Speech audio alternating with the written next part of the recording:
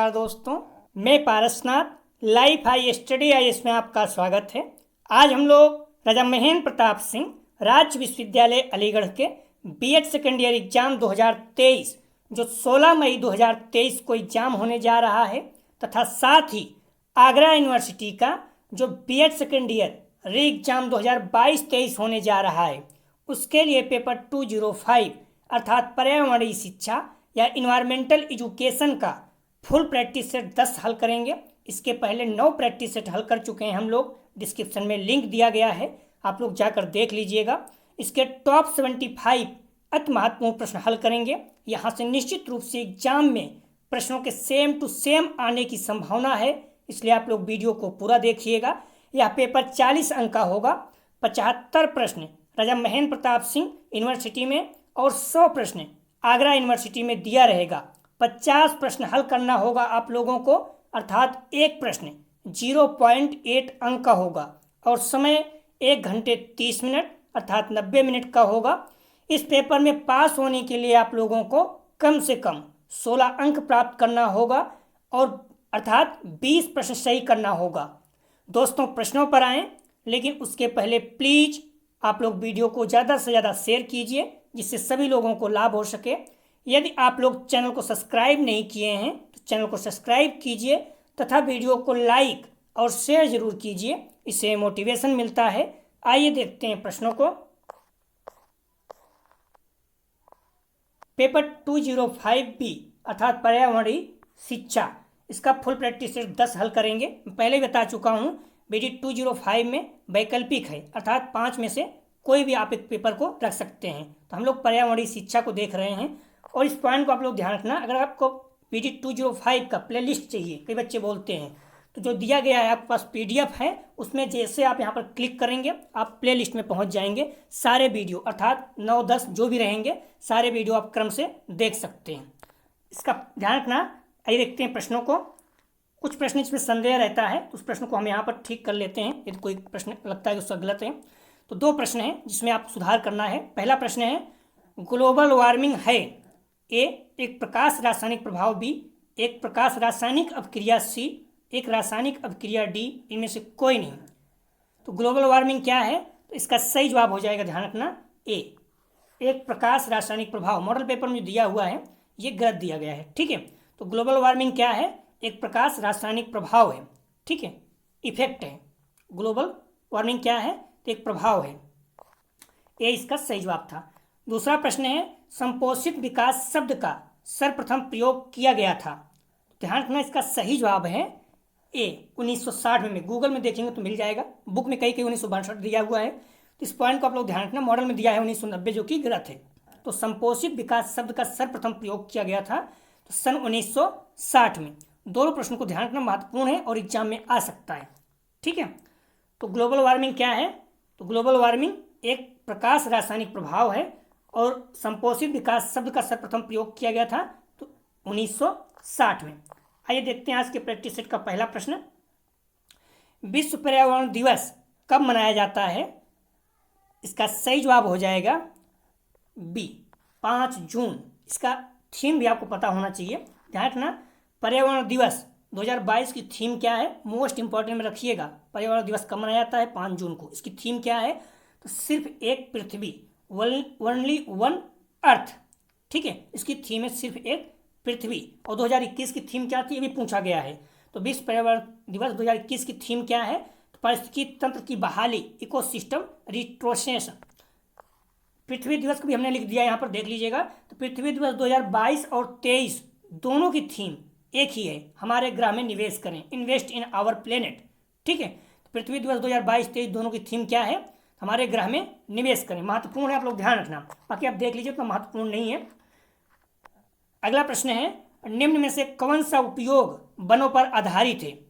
सही, निम्न में से कौन सा उद्योग अर्थात इंडस्ट्री वनों पर आधारित है। सही जवाब हो जाएगा इसका एक कागज उद्योग। जो कागज बनता है आपको पता है, पेड़ों से बनता है, इसलिए सरकार कोशिश कर रही है, हर चीज़ डिजिटल कर रही है।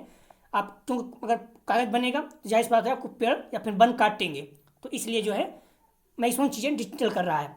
तो कौन सा उद्योग वनों पर आधारित है, तो ए कागज उद्योग। अगला प्रश्न है, हिमालय क्षेत्र में किस प्रकार के वन पाए जाते हैं? सही जवाब हो जाएगा, ध्यान रखना इसका, डी, शंकुधारी वन। अगला प्रश्न है, खनिज ईंधन का कौन सा उदाहरण नहीं है? महत्वपूर्ण है, अगर नहीं शब्द आ जाए तो महत्वपूर्ण हो जाता है, क्योंकि आपको सारे पता होना चाहिए। ए, काठ कोयला, बी, प्राकृतिक गैस, सी, यूरेनियम, डी, प्लेटिनम। तो खनिज ईंधन का कौन सा उदाहरण नहीं है? सही जवाब हो जाएगा इसका डी, प्लेटिनम। अगला प्रश्न है, प्रकाश ऊर्जा के भोजन ऊर्जा में बदलने की प्रक्रिया कहलाती है? सही जवाब हो जाएगा, ध्यान रखना इसका, डी, प्रकाश संश्लेषण। प्रकाश संश्लेषण में क्या होता है? प्रकाश ऊर्जा से वृक्ष जो है भोजन बनाते हैं। अगला प्रश्न है, हमारे देश में ऊर्जा संकट का कारण है? ए, चोरी, बी, नए उद्योग, सी, वितरण में कमी, डी, उपयुक्त सभी। सही जवाब हो जाएगा इसका, ध्यान रखना, हमारे देश में ऊर्जा संकट का कारण क्या है? 6 का सही जवाब हो जाएगा नए उद्योग। ठीक है, चोरी तो होती है नॉर्मली कि हम बोल नहीं सकते, क्योंकि जो हमारे देश है इसमें नेगेटिव प्रभाव पड़ेगा। अब ये कहोगे ऊर्जा संकट का कारण चोरी है तो विश्व में क्या प्रभाव पड़ेगा?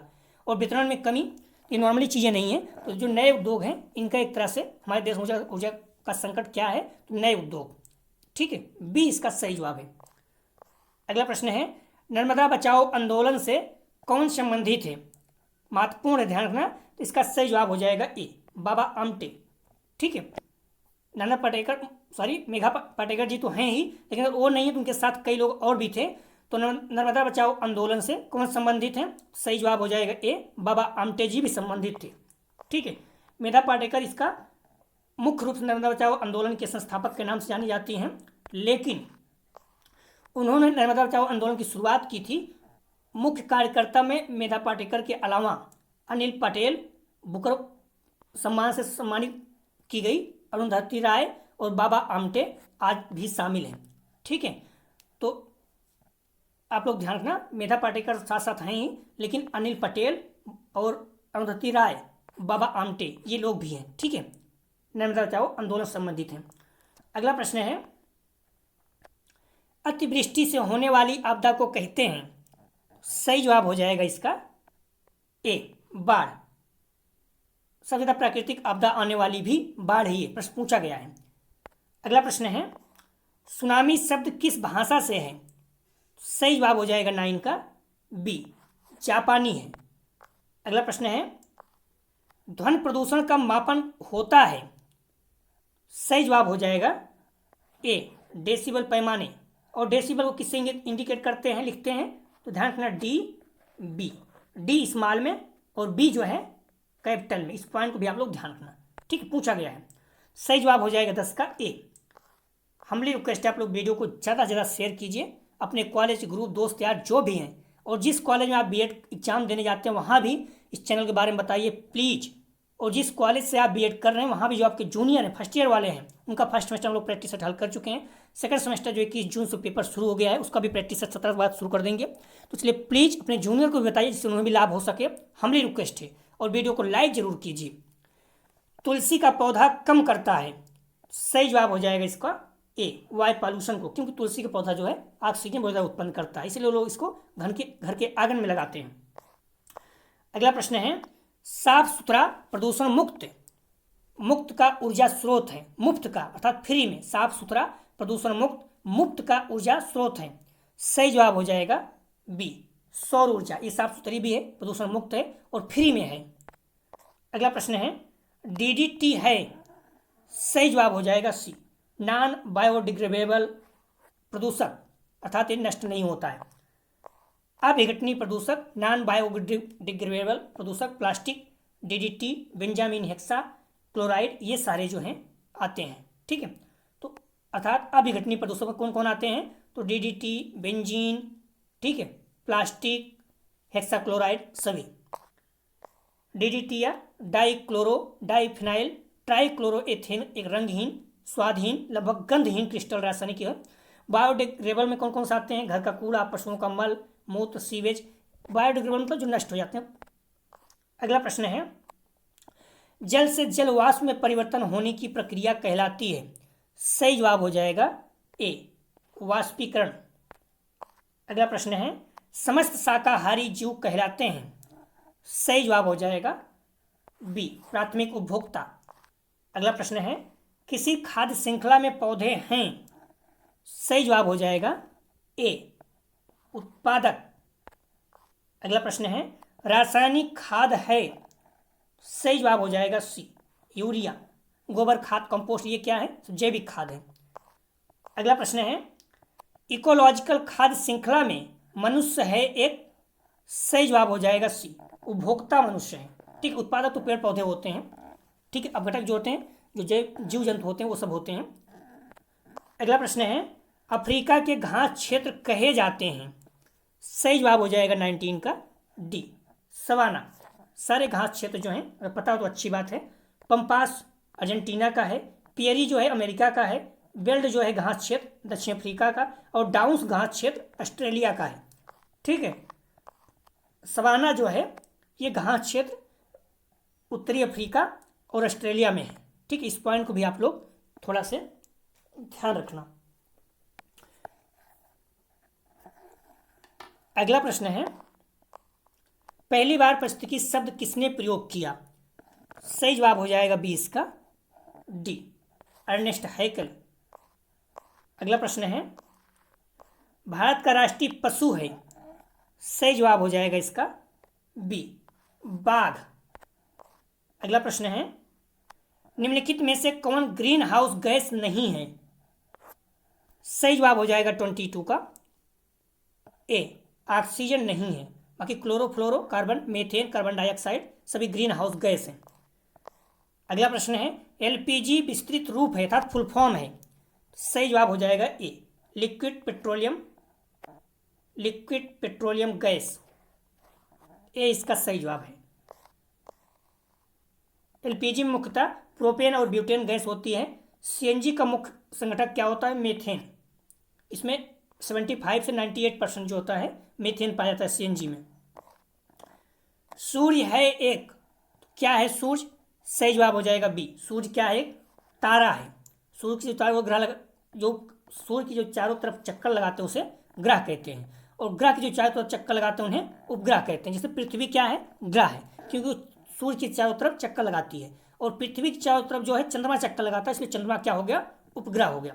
इसलिए जब हम लोग भेजते हैं, अगर कोई जो भेजते हैं ऊपर, मतलब आसमान में हम लोग पृथ्वी के चारों ओर जो भेजा जाता है जो भी चीज़ें, तो पृथ्वी के चारों ओर चक्कर लगाते हैं, इसलिए उसे उपग्रह कहते हैं। ठीक है, हम लोग जो भी उपग्रह भेजते हैं पृथ्वी के चारों ओर चक्कर लगाते हैं, इसलिए उसे उपग्रह कहा जाता है। तो जो सूर्य के चारों ओर चक्कर लगाते हैं उसे ग्रह कहते हैं, और जो ग्रह के चारों ओर चक्कर लगाते हैं उसे उपग्रह कहते हैं। अगला प्रश्न है, कौन जीवाश्म अपशिष्ट ईंधन है? सही जवाब हो जाएगा डी, सभी। कोयला, पेट्रोल, एलपीजी सभी। अगला प्रश्न है, भारत का राष्ट्रीय पक्षी है। सही जवाब हो जाएगा बी, मोर। अगला प्रश्न है, पर्यावरण शिक्षा को लागू होना चाहिए केवल। सही जवाब हो जाएगा डी, सभी स्तरों पर। अगला प्रश्न है, पर्यावरण शब्द से आशय है। सही जवाब हो जाएगा सी, जीवित व निर्जीव दोनों। अगला प्रश्न है, पर्यावरण को सर्वाधिक हानि होती है। सही जवाब हो जाएगा डी, उद्योग से। अगला प्रश्न है, पर्यावरण के लिए लैंगिक समानता की बात किसने उठाई? सही जवाब हो जाएगा एम सी मेहता। ए इसका सही जवाब है। अगला प्रश्न है, पर्यावरण शिक्षा को एक विषय की भांति किसने घोषित किया? तो इसका सही जवाब हो जाएगा डी, सर्वोच्च न्यायालय। अगला प्रश्न है, प्रदूषण का सबसे बड़ा कारक है। सही जवाब हो जाएगा डी, मनुष्य। अगला प्रश्न है, शोर प्रायः मापा जाता है। सही जवाब हो जाएगा इसका बी, डेसिबल। और डेसिबल किससे लिखा जाता है मैं पहले बता चुका हूं, डी स्मॉल और बी कैपिटल में। इस तरह से ध्यान रखना। अगला प्रश्न है, सीएनजी का पूर्ण रूप है। सही जवाब हो जाएगा डी, कंप्रेस्ड नेचुरल गैस। देख चुके हैं हम लोग। अगला प्रश्न है, क्लोरोफ्लोरोकार्बन प्रयुक्त होते हैं। सही जवाब हो जाएगा डी, उपयुक्त सभी। परफ्यूम में, रेफ्रिजरेटर में, वातानुकूलित हर जगह। इसीलिए परफ्यूम वगैरह थोड़ा कम यूज कीजिए आप लोग तो ज़्यादा अच्छा रहेगा। जल प्रदूषण का प्रायः कारण है? सही जवाब हो जाएगा डी, सभी। चीनी मिल, ईंट, चिमनी, ऑटोमोबाइल, सभी। अगला प्रश्न है सीएनजी है? सही जवाब हो जाएगा 37 का बी, मेथेन। अगला प्रश्न है, ध्यान, मैं पहले बता चुका हूँ सीएनजी में मेथेन कितना होता है, 75 से 98% तक। डीडीटी का पूर्ण रूप क्या है, हम लोग देख भी चुके हैं आगे, तो 98 का सही जवाब हो जाएगा ए, डाइक्लोरो डाइफिनाइल ट्राइक्लोरोएथेन। अगला प्रश्न है, ओजोन क्षरण हेतु सर्वाधिक घातक माध्यम है? सही जवाब हो जाएगा ए, सीएफसी क्लोरोफ्लोरोकार्बन। पारिस्थितिकी पद प्रस्तुत किया था? सही जवाब हो जाएगा बी, अर्नेस्ट हैकेल बोलते हैं इन्हें। अगला प्रश्न है, देख लीजिएगा आप लोग, इकोलॉजिकल अर्थात इसकी शब्द जर्मन शब्द है, इसका प्रयोग 1866 में पहली बार किया गया था। आप लोग पीडीएफ प्राप्त कर लीजिए, डिस्क्रिप्शन और कमेंट सेक्शन दोनों जगह पर टेलीग्राम व्हाट्सएप ग्रुप का लिंक दिया गया है, आप लोग ज्वाइन कर लीजिए। उससे क्या होगा, आपको पीडीएफ मिल जाएगा, अच्छे से पढ़ सकते हैं, प्लस वीडियो को नोटिफिकेशन प्राप्त हो जाएगा। तो आप लोग जो पीडीएफ देख रहे हैं, इसमें प्रीवियस ईयर के आए हुए प्रश्न, यूपी टेट सी टेट में आए हुए प्रश्न और महत्वपूर्ण प्रश्न जो एग्जाम में आ सकते हैं, सारे प्रश्नों का समावेशन है। तो इसलिए आप लोग बुक और मॉडल पेपर को पढ़िए, लेकिन इस पीडीएफ को तैयार करके जरूर जाइए। आप देख चुके हैं बीजी 201 में लगभग 50 प्रश्न, सेकंड में लगभग 40 प्रश्न, बीजी 203 में लगभग 60 प्लस, बीजी 204 में लगभग 70 प्लस, 2-3 प्रश्न छोड़ दिया जाए तो सारे प्रश्न अपने प्रैक्टिस सेट से आ चुके हैं। तो इसलिए आप लोग अच्छे से तैयार करके जाइए, यहाँ से निश्चित रूप से आप लोगों को ढेर सारे प्रश्न सेम टू सेम मिलेंगे। तो प्रश्न है, जीवमंडल सम्मिलित करता है? सही जवाब हो जाएगा इसका डी, तालाब, वन, खेत, सभी को। अगला प्रश्न है, एक पारिस्थितिकी सम्मिलित करता है? सही जवाब हो जाएगा डी, हरे पौधे, जंतु और अपघटक, सभी। अगला प्रश्न है, किसी पारिस्थितिकी तंत्र का केंद्रीय पक्ष है? सही जवाब हो जाएगा ए, सूर्य। अगला प्रश्न है, ट्रॉफिक स्तर है? सही जवाब हो जाएगा इसका बी, खाद्य श्रृंखला का भाग। एक बार आप लोग चेक कर लीजिएगा इसको। अगला प्रश्न है, अध्ययन की शाखा जो जीवधारियों और पर्यावरण के मध्य अंतःक्रिया अध्ययन करती है कहलाती है? सही जवाब हो जाएगा इसका बी, पारिस्थितिकी। अगला प्रश्न है, पहले बता चुका हूं, यदि आपको प्लेलिस्ट चाहिए, जो हम लोग वीडियो हल कर रहे हैं इसके 8-9 वीडियो जो भी हो गए 10 वीडियो, अगर आपकी सारी वीडियो का प्लेलिस्ट चाहिए एक ही जगह, तो आप इस जगह पर जो पीडीएफ प्राप्त होती है इसमें क्लिक कीजिएगा। जैसे आप यहाँ पर क्लिक करेंगे, आपको इस पीडीएफ में उस वीडियो में पहुँचा देगा जहाँ पर सारी वीडियो जगह मिल जाएगी, आपको देख सकते हैं। ठीक है, प्लेलिस्ट बनी हुई है। अगला प्रश्न है,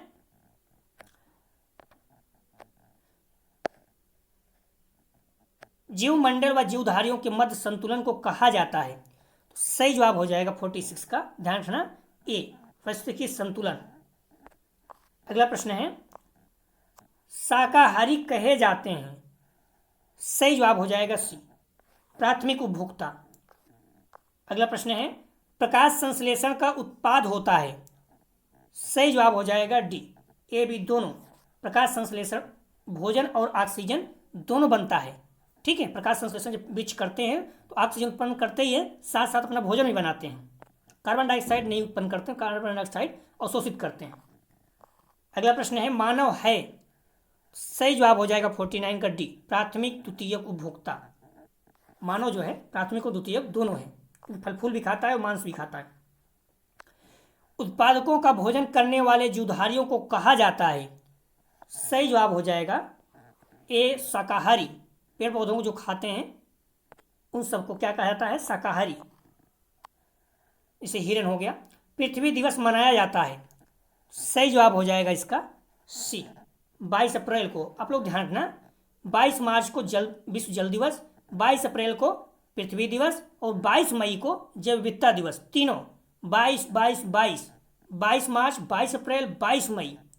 आप ऐसे याद रखिए, पहले क्या हुआ, जल है तो 22 मार्च हो गया, फिर उसके बाद जल के ऊपर पृथ्वी है 22 अप्रैल हो गया, उसके ऊपर पेड़ पौधे हैं तो 22 मई हो गया जैव विविधता दिवस।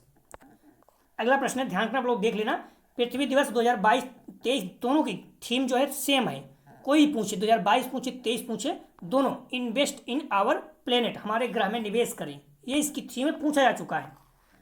अगला प्रश्न है, प्रोजेक्ट विधि के प्रतिपादक थे?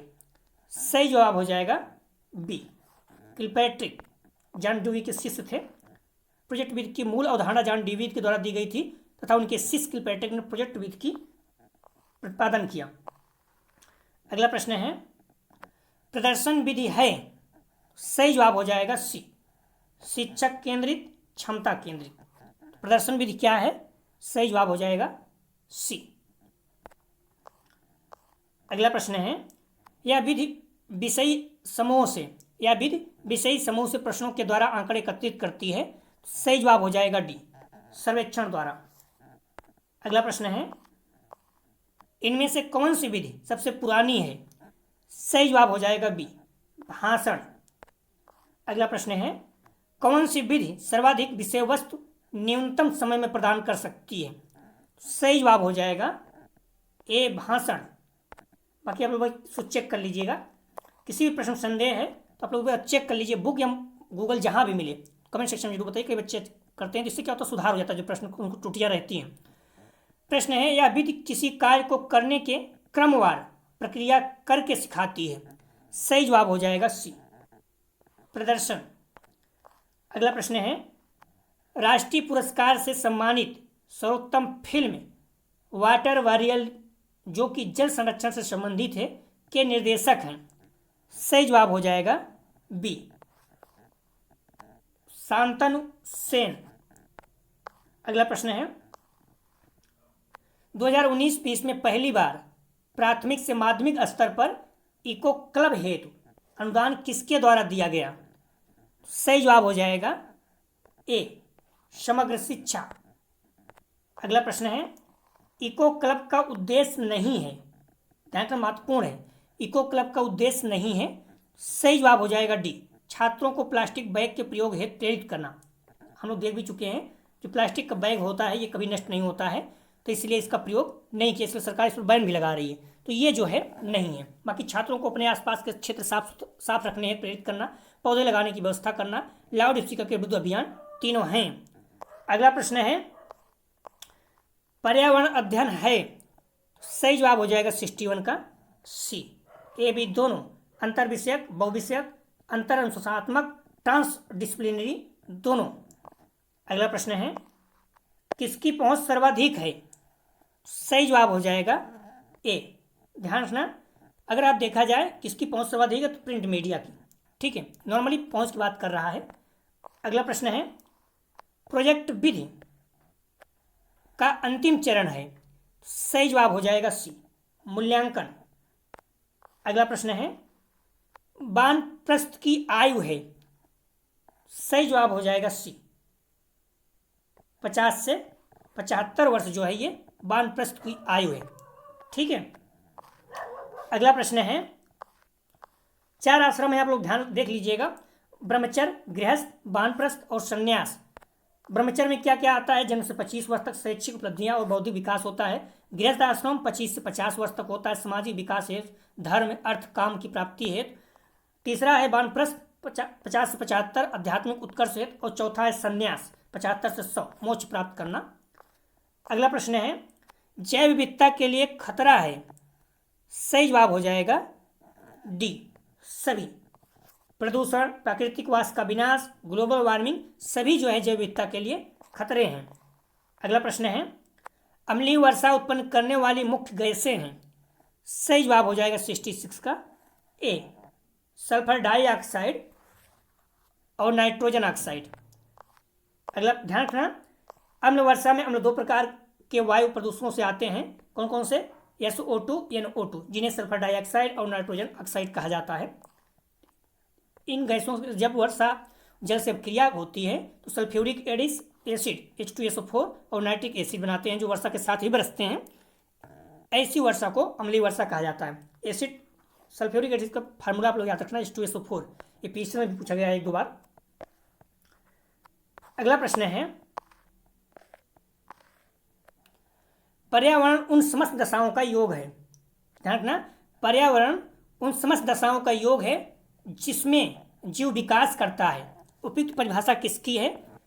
ध्यान रखने से सही एकदम 100% एक्यूरेट जो है परिभाषा नहीं मिल पा रही है, लेकिन नॉर्मली जो मिल पा रही है लगभग उसको हम लोग मान के चलेंगे एच फिटिंग। अगर आपको सी लगता है तो वो भी देख लीजिए, बस चेक कर लीजिएगा, ठीक है। प्रश्न महत्वपूर्ण है, आ सकता है। तो पर्यावरण उन समस्त दशाओं का योग है जिसमें जीव विकास करता है। किसकी परिभाषा है? सही जवाब हो जाएगा 67 का ए, ठीक है। एच फिटिंग बुक में आप देखिए 20 लगभग शायद 14-15 पेज पर है। बाकी गूगल में देखोगे तो डडले स्टेम दिखा रहा है, आप लोग देख लीजिए एक बार। अगला प्रश्न है, पर्यावरण शिक्षा की निम्नलिखित प्रकृति है। सही जवाब हो जाएगा 68 का डी, सभी। सकारात्मक उपागम की प्रकृति, मूल्यों के उच्चारणीकरण करने की प्रकृति, विश्व बंधुत्व की प्रकृति। अगला प्रश्न है, पर्यावरण के प्रति संचेतना एवं वैज्ञानिक सोच का विकास है। सही जवाब हो जाएगा ए, संज्ञानात्मक उद्देश्य। अगला प्रश्न है, पर्यावरण शिक्षा के क्षेत्र हैं। सही जवाब हो जाएगा ए, व्यापक। अगला प्रश्न है, पर्यावरण शिक्षा के व्यापक क्षेत्र के अंतर्गत आते हैं। सही जवाब हो जाएगा 71 का डी, पर्यावरण शिक्षा बहुआयामी रूप में है। जनसंख्या वृद्धि में समस्या, प्रदूषण की समस्या, सभी। अगला प्रश्न है,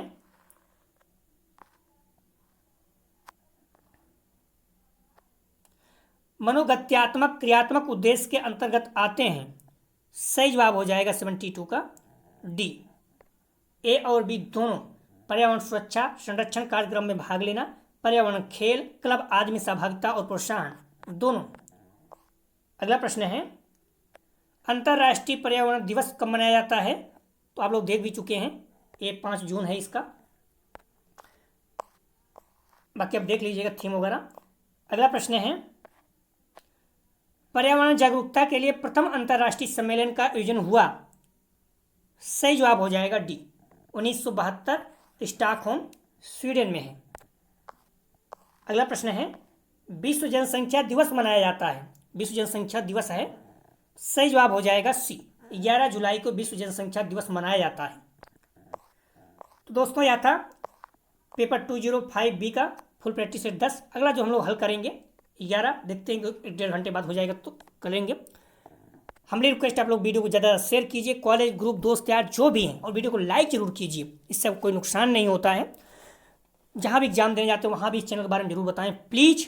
और जिस कॉलेज से आप बीएड कर रहे हैं, अपने जो भी आपके जूनियर हैं उन्हें भी इस चैनल के बारे में बताएं, निश्चित रूप से उन्हें लाभ होगा।